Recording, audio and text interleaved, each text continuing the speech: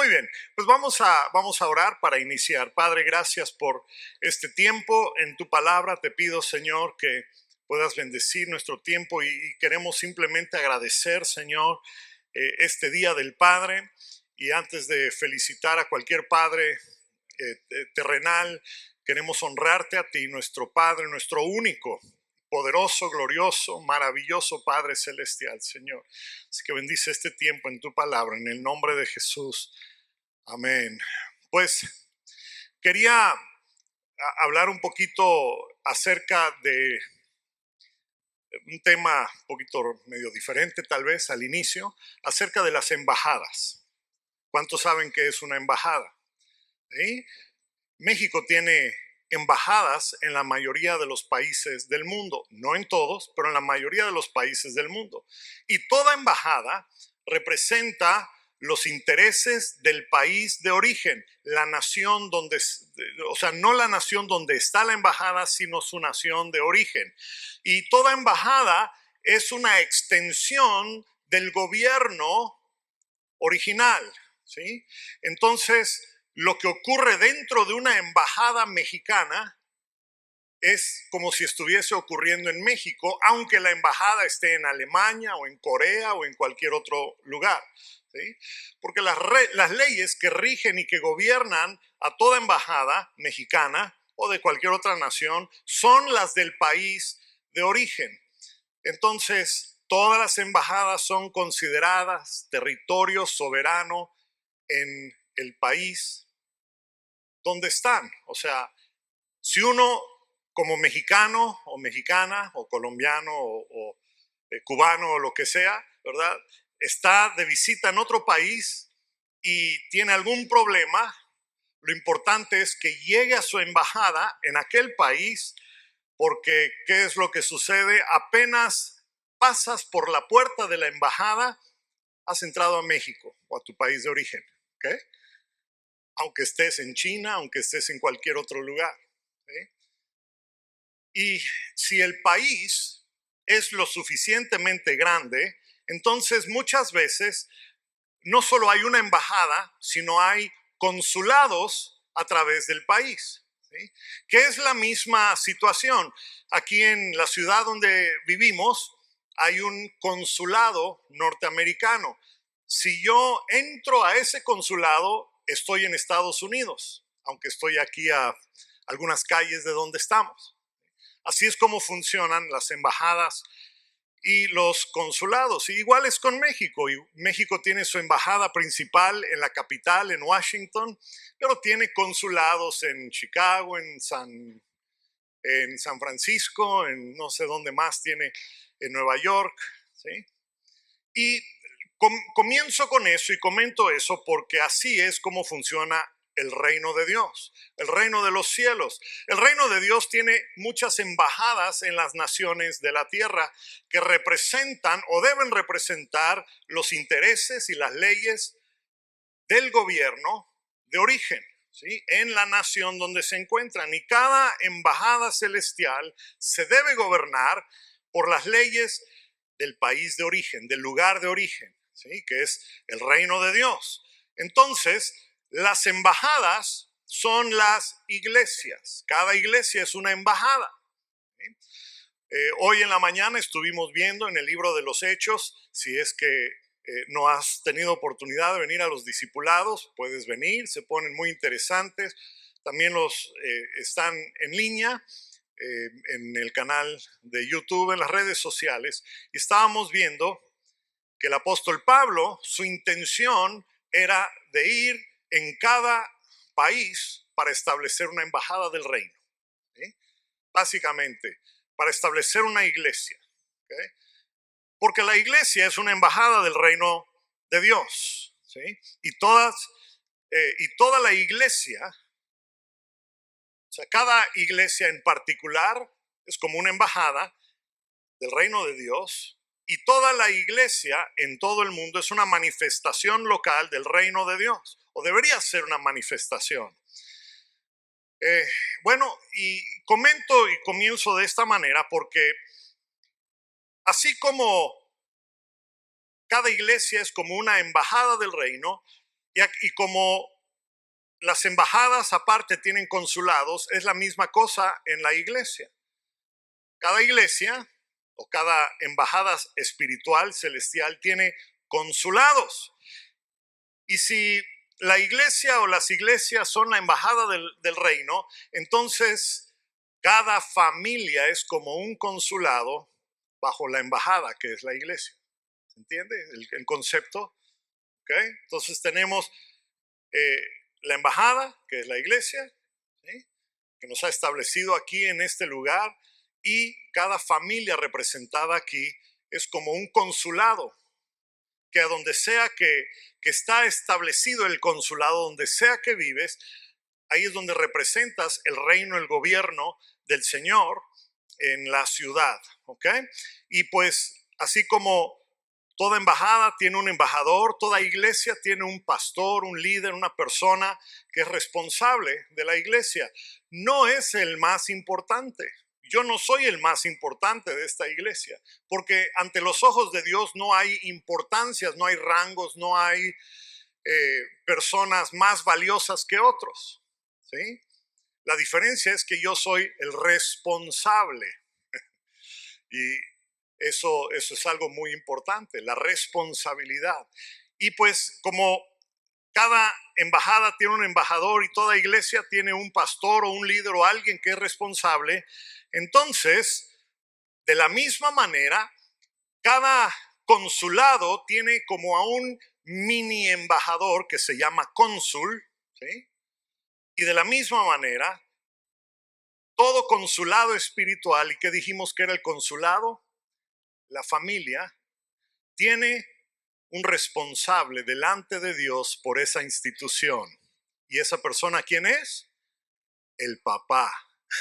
Wow, ya vieron de qué voy a hablar el día del padre. Jalarle las orejas. No. Bueno, un poquito. ¿Ok? Y el padre o el papá, el varón, no es el más importante en la familia. No hay rangos de superioridad, ¿sí? Todos tienen funciones y responsabilidades dentro del consulado espiritual, dentro de la familia, pero el papá es el responsable del núcleo de ese organismo delante de Dios, ¿sí? Bueno, y entonces, ¿qué responsabilidades generales tiene el embajador o el cónsul? Pues de eso vamos a hablar el día de hoy. Eh, y para entrar en este tema quiero... hay un versículo, no se los pasé a los de producción. En el Salmo 28, verso 5 dice: el Señor te bendiga de Sión. Sión. Sí, el Señor te bendiga en Sión. Sión es una de esas palabras que aparecen en la Biblia, en el Antiguo Testamento, en diferentes contextos. De hecho, la palabra Sión se refiere básicamente a donde está la presencia manifiesta de Dios. Y dentro del uso de la palabra Sión aparecen tres diferentes usos en la Biblia de la palabra Sión, ¿sí? En primer lugar, vemos que Sión es el nombre de una montaña, un monte. Monte, también lo han escuchado, ¿verdad? El monte Sión.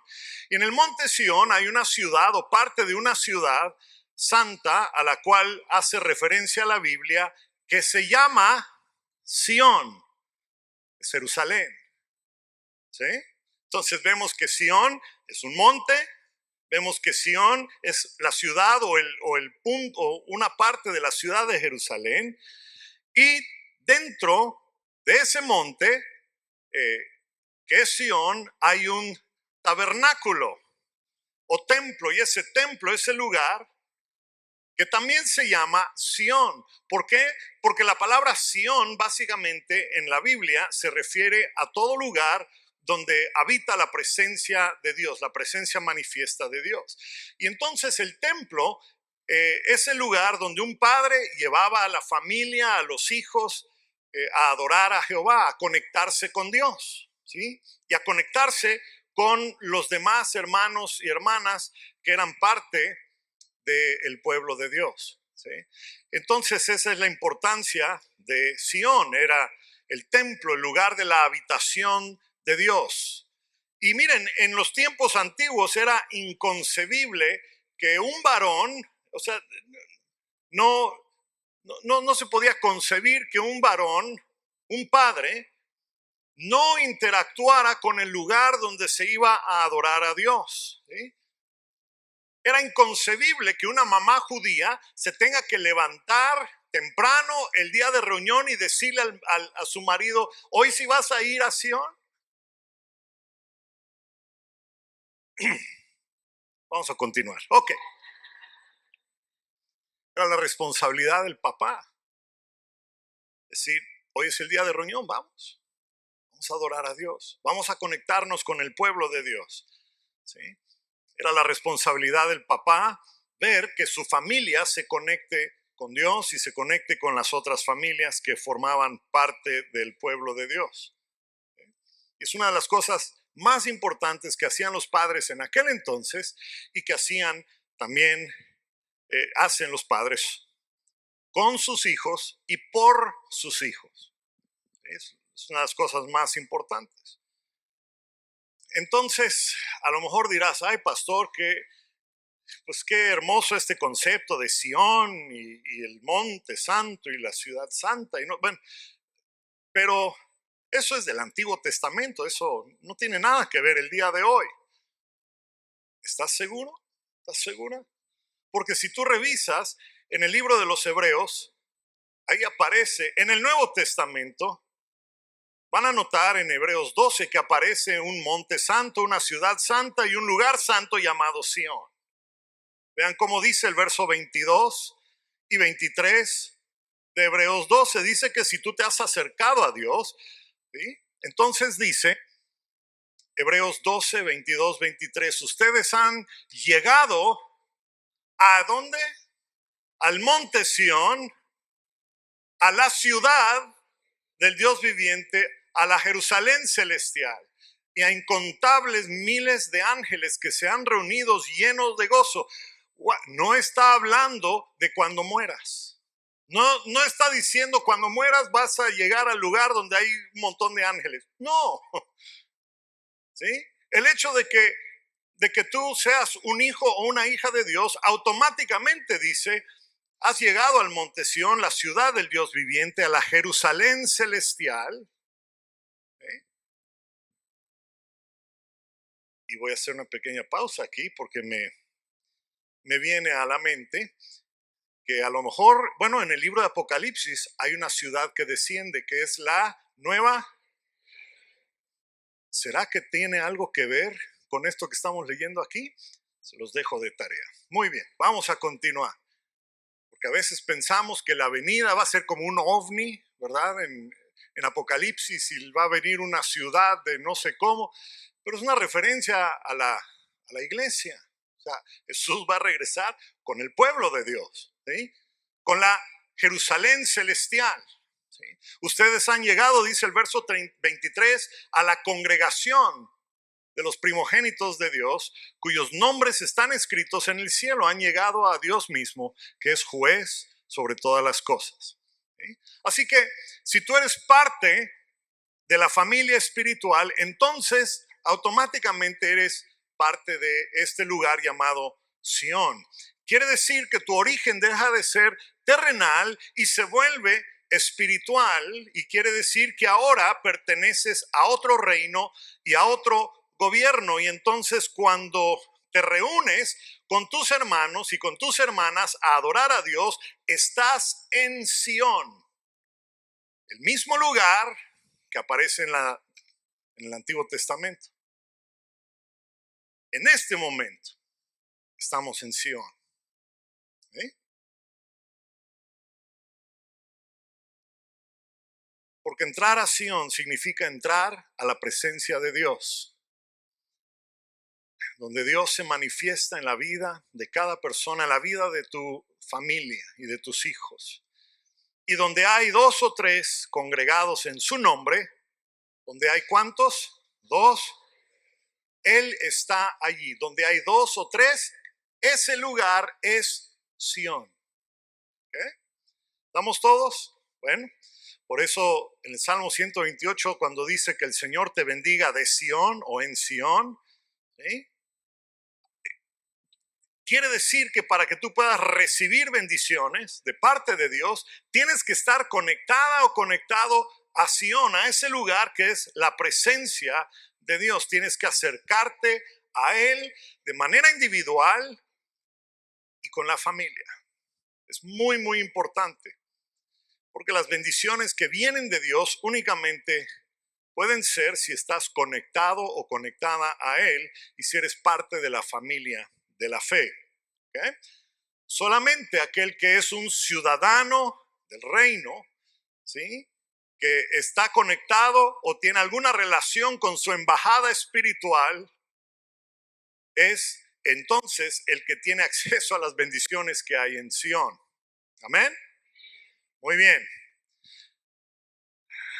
Así que es necesario que toda persona, pero como hoy es día de los papás, vamos a enfatizar a los varones. Es necesario que para que uno que es parte del reino de los cielos, que es ciudadano del reino de los cielos, se conecte con y sea parte de la embajada del reino de Dios en la tierra, que es la iglesia, ¿okay?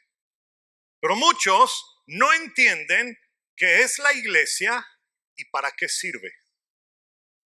¿Sí? Jesús fue el primero que usó la palabra iglesia para referirse a lo que hoy conocemos como la iglesia. Solo que en aquel entonces, cuando Jesús usó la palabra iglesia, no significaba lo que nosotros, no significaba aquello a lo que nosotros le damos significado hoy día. Lo voy a decir de otra manera, salió muy raro. Okay.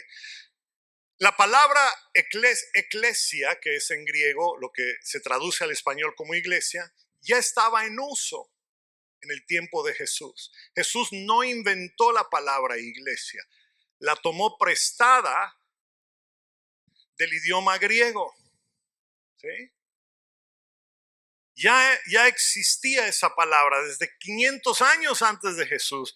La palabra eclesia o iglesia ya existía. ¿Sí? Entonces, cuando Jesús dice, creo que es Mateo 16, donde dice, yo voy a edificar a mi iglesia y las puertas del Hades no prevalecerán contra ella. ¿Sí? O sea, Jesús tomó prestada la palabra iglesia, que en la mente de los discípulos significaba algo que es diferente a lo que significa hoy día. Hoy día escuchamos la palabra iglesia y pensamos edificio donde vamos a adorar. ¿Eh? Pero no es así en los tiempos de Jesús. Les voy a leer lo que dice el diccionario acerca de la eclesia. Es con K, se escribe en griego. En el mundo griego, en este caso, hace referencia a la constitución de Atenas. ¿Okay? Aquí les va, cito, la eclesia era la principal asamblea de la democracia ateniense, o sea, de Atenas, abierta a todos los ciudadanos varones que habían tenido un mínimo de 2 años de servicio militar. ¿Okay? O sea, si eras varón que había tenido servicio militar, habías estado en las Fuerzas Armadas un mínimo de 2 años, tenías derecho a ser parte de la eclesia. Y la eclesia designaba magistrados. La eclesia tenía la última palabra en cuanto a la legislación. Votaba para hacer declaraciones de guerra, para hacer declaraciones de paz, además de la estrategia militar y la elección de otros oficiales de gobierno. Es lo que hoy día conocemos como el Senado o los diputados. Esa era la eclesia en los tiempos de Jesús. ¿Sí? ¿Habían escuchado eso? Muy interesante. ¿Sí? Así que cuando Jesús usa la palabra en Mateo 16 y dice, yo he venido a edificar mi eclesia, literalmente estaba diciendo, yo he venido a establecer a ese grupo de legisladores para que gobiernen y legislen en el nombre de el reino de los cielos. Para eso fundó la iglesia. Esa es la iglesia. De lo contrario, hubiese dicho, yo he venido para fundar mi rebaño. Entonces pensamos, ok, en un campo donde los animalitos hay.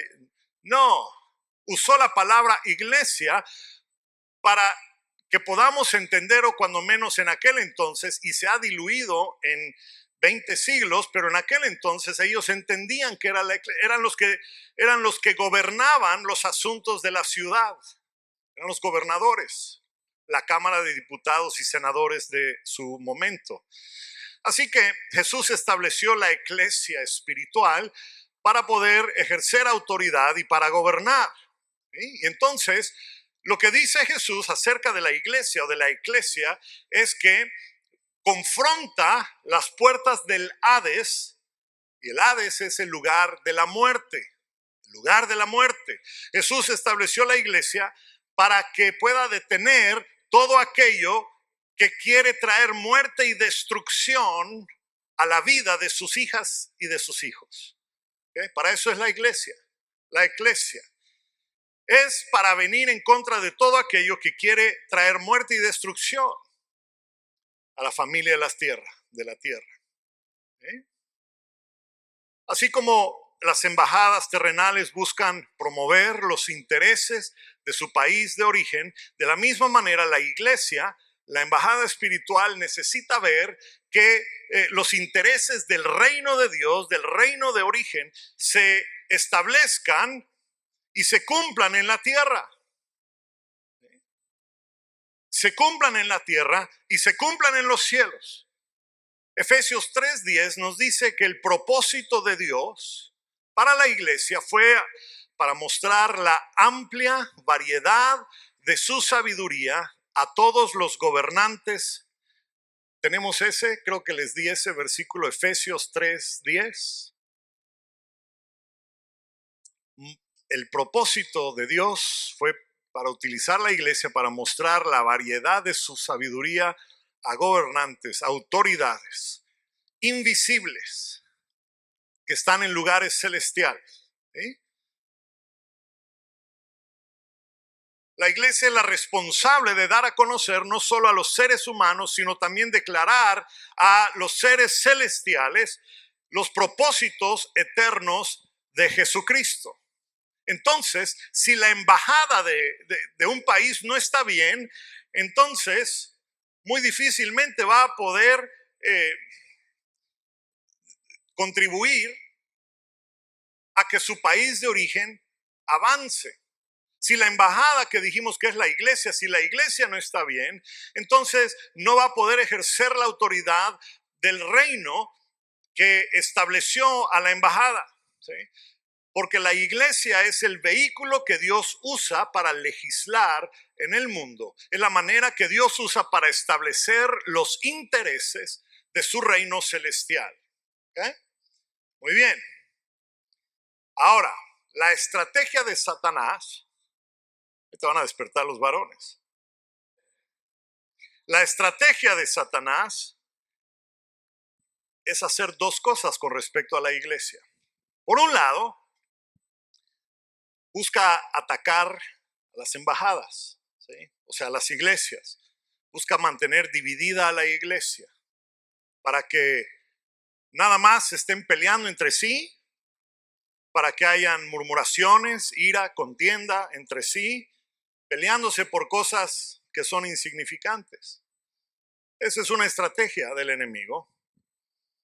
Y la otra cosa que busca hacer es atacar a los consulados, que son las familias, para dividir, para causar enemistades, para causar disoluciones. ¿Okay? Porque la meta del enemigo, lo voy a poner de otra manera, la meta del enemigo es mantener dividida la iglesia y dos, mantener a los varones desconectados y alejados de sus familias y de sus iglesias. Esa es la meta del enemigo.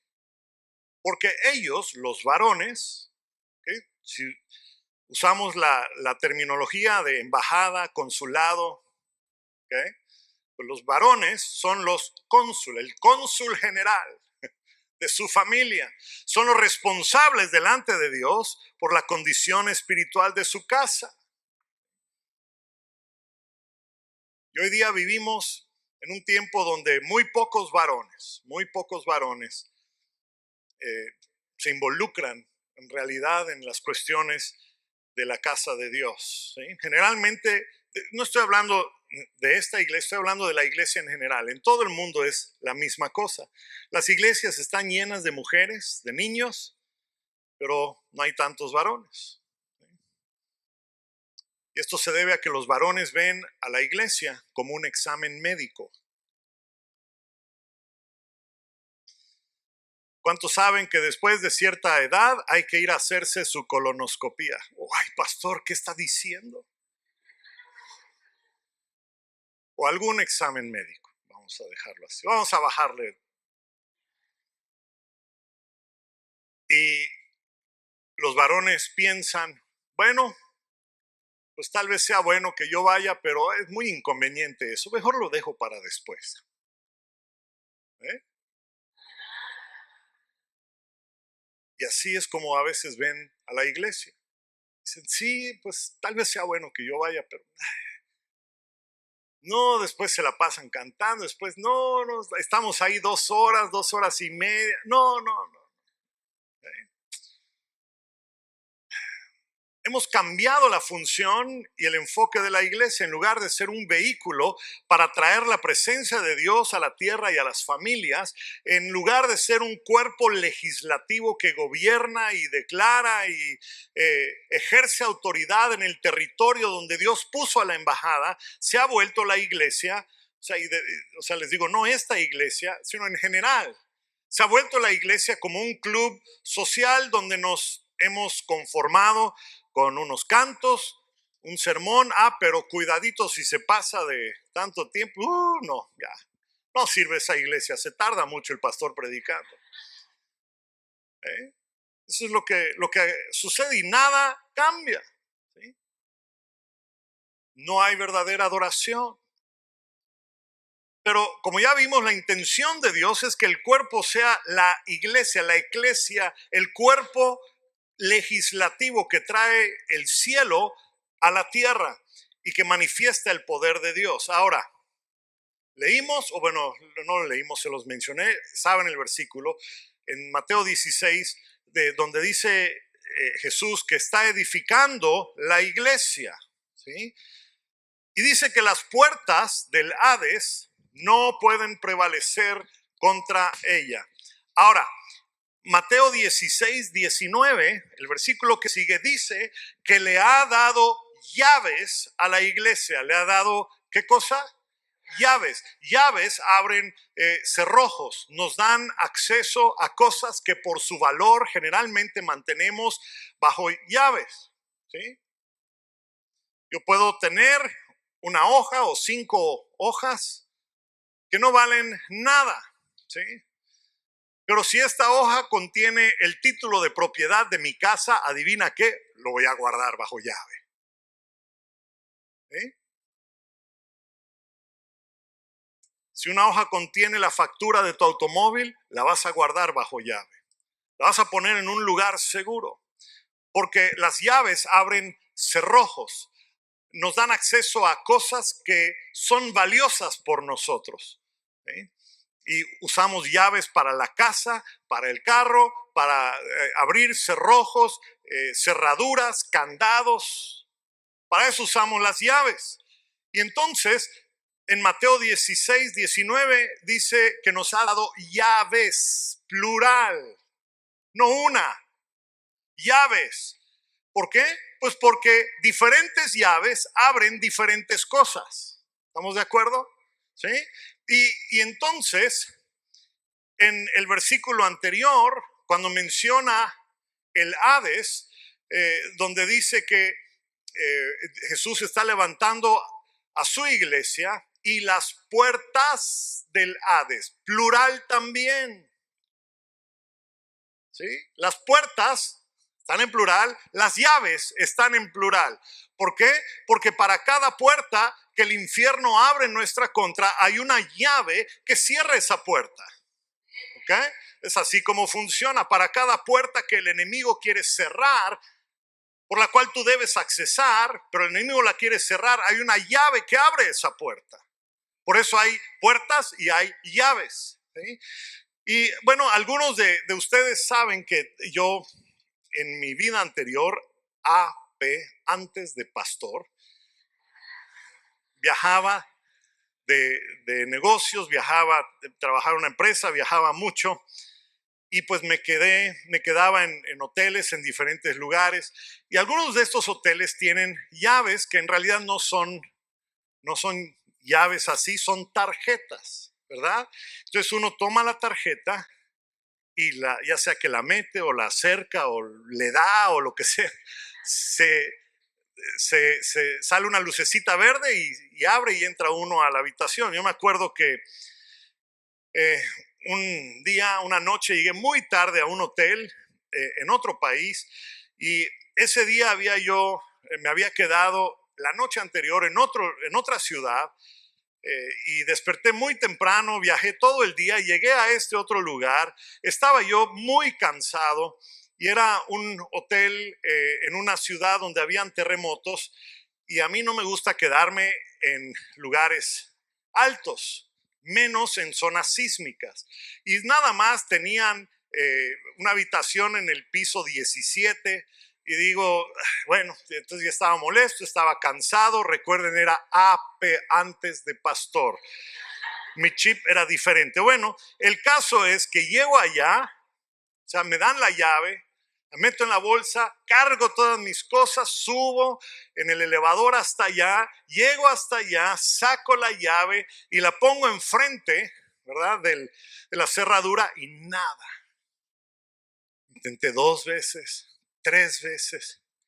Me molesté, hice mi berrinche ahí en el pasillo, pero ni modo que deje yo mis cosas en el pasillo. Agarré mis cosas, me bajé otra vez y fui ahí en recepción y les digo, esta llave que me dieron no sirve. Y les empecé a decir, bueno, antes de pastor. Ok, el caso es que me escucharon todo lo que les dije y entonces me dijeron, disculpe señor, esta llave no es de este hotel.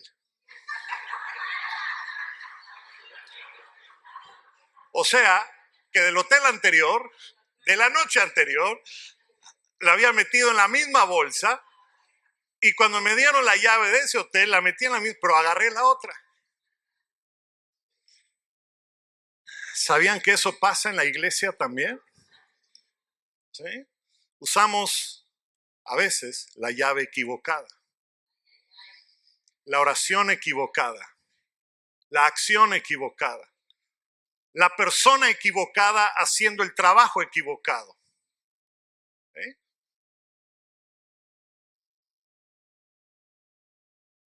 Pero si bueno, Dios dice en Mateo 16, 19, que nos da las llaves de su reino, de su reino. Quiere decir que tenemos que ser una iglesia de reino para poder usar la llave correcta en el tiempo correcto para producir el resultado correcto. ¿Eh? Una iglesia de reino necesita tanto a mujeres como a varones que entiendan y usen las llaves del reino. ¿Sí? Y una de las llaves principales en el reino de Dios es que los varones son llamados a ser responsables de la familia delante de Dios, los papás, los varones.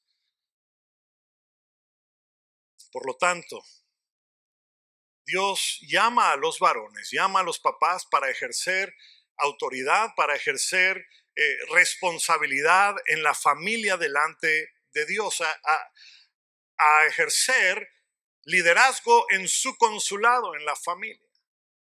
Ese es el llamado para los varones, para los papás, ¿sí? Como el día de hoy es el Día de los Papás, le voy a hablar a los papás. En la Biblia era inconcebible que un varón cristiano no ejerciera responsabilidad en su casa o en la iglesia local, ¿sí? Habían algunas cosas básicas que los apóstoles daban por hecho cuando ellos escribían sus cartas del Nuevo Testamento. Habían algunas cosas que ellos daban por hecho. Habían muchas cosas, pero por cuestión de tiempo les voy a dar nada más dos o tres. En primer lugar, los papás, y esto se daba por hecho, pero los papás iban a adorar. Los papás adoraban. Eran los responsables de ver que la familia se levante a tiempo para ir a adorar a Dios al lugar de adoración con otros creyentes. Y miren, todos los varones conocen el concepto de la adoración. Todos y cada uno de los varones conocen el concepto de la adoración y se los voy a comprobar en este momento. Todos están acostumbrados a la adoración. ¿Por qué? Porque todos tienen una butaca especial, o sea, un sillón preferido en la sala o la recámara o la estancia, y se posicionan frente al altar, que es una televisión, una tableta, un celular, ¿ok? Y se disponen a concentrar todo su enfoque en ese altar, en esa pantalla, durante las próximas 3 horas que dura el espectáculo o el partido de fútbol o lo que sea que están viendo, el evento deportivo o la película. Así que no me digan que no saben qué es adorar. Lo hacen todo el tiempo, nada más que a un Dios diferente. Pero cuando te reúnes en la casa de Dios, en la casa del Padre, hay que meter ahí ¿verdad?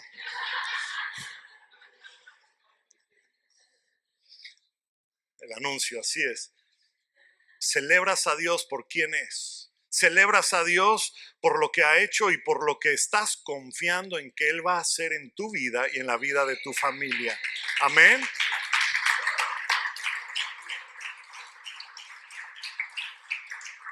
Yo espero que por eso estés aquí, ¿sí? Adorando a Dios por quién es Él, por lo que ha hecho, lo que está haciendo y lo que esperas que va a hacer. Por eso es importante que, papá, vayas con tu familia en los días de reunión. Bueno, la segunda cosa que daban, otra cosa que daban por hecho los apóstoles era de que todo varón, en especial los papás, iban para ser discipulados. ¿Para hacer qué cosa? Eran discipulados.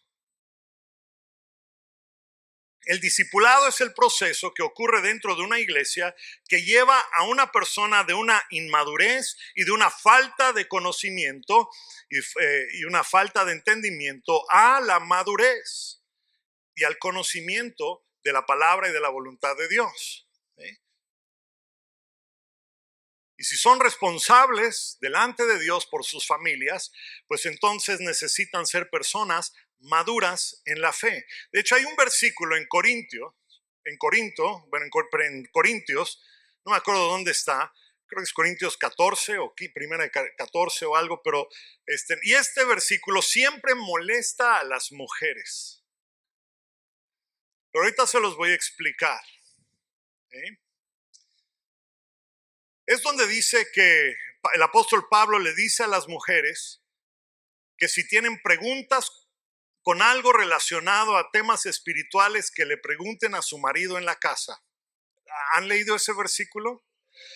¿A cuántas mujeres les gusta ese versículo? ¿Quieren saber por qué está eso ahí? Muchos leen ese versículo y dicen, Pablo era un misógino, era honesto, terrible. No. ¿Se dan cuenta de lo que implica esto? O sea, Pablo da por hecho de que el marido sabe la respuesta a cualquier pregunta que le pueda hacer su esposa. con respecto al conocimiento bíblico, doctrina, adoración, cualquier tema espiritual.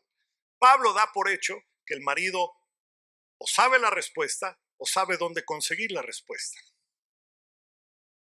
¿Sí? Y yo creo que una de las razones por las cuales Pablo le dice a las mujeres, hermanitas, si ustedes tienen una pregunta acerca de las cosas de la iglesia, pregúntenle a su marido en la casa, poniendo en evidencia a los maridos que no saben. Piensen en eso un momento. Si las hermanas de la iglesia que son casadas se la pasan buscando respuestas a cuestiones espirituales afuera de la casa, quiere decir que hay algo que está mal en la familia. ¿Mm?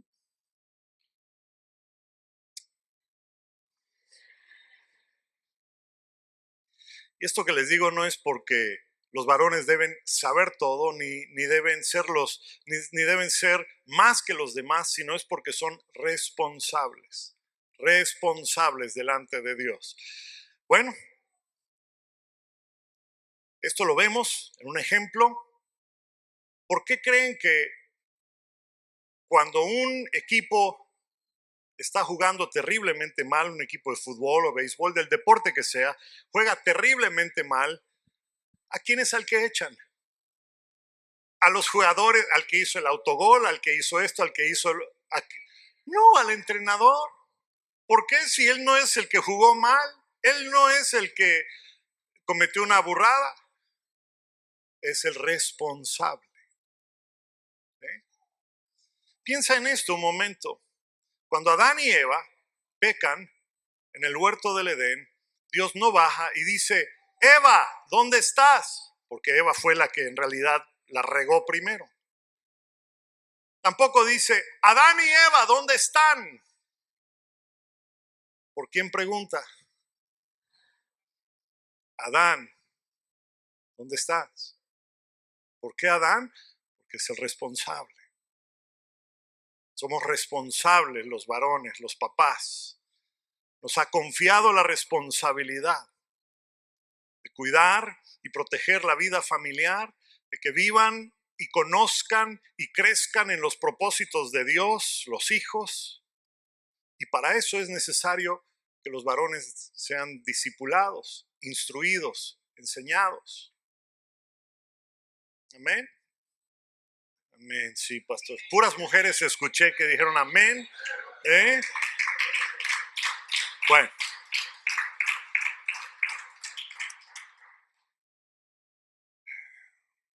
Pues tengo otras cosas para decir, pero vamos a dejarlo aquí. Es una responsabilidad muy grande que Dios nos ha confiado a aquellos que somos papás. ¿Sí? Y entendemos, y nuestras esposas también entienden, que no somos perfectos, pero aún ellas nos ayudan a ser responsables, ¿verdad, mi amorcito? A ejercer esa responsabilidad de manera correcta. Así que este día quiero nada más recordarles que hay algo que aprendí, que he aprendido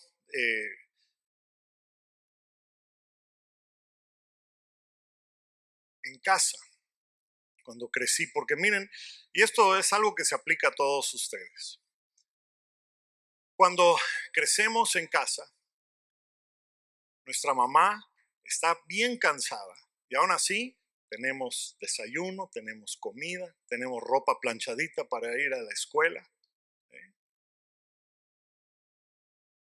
Y ella, aunque también debe ser la labor del papá, nos enseñan a trabajar y a ser responsables. ¿Sí? Y cuando uno es responsable en casa, entonces hay cosechas ciertos beneficios que hay en casa. Y esa es una verdad espiritual que se aplica a la casa de Dios también. Y es esto, que no puedes obtener los beneficios de la casa sin tener responsabilidades en la casa. No puedes tener los beneficios de la casa sin tener responsabilidades en la casa.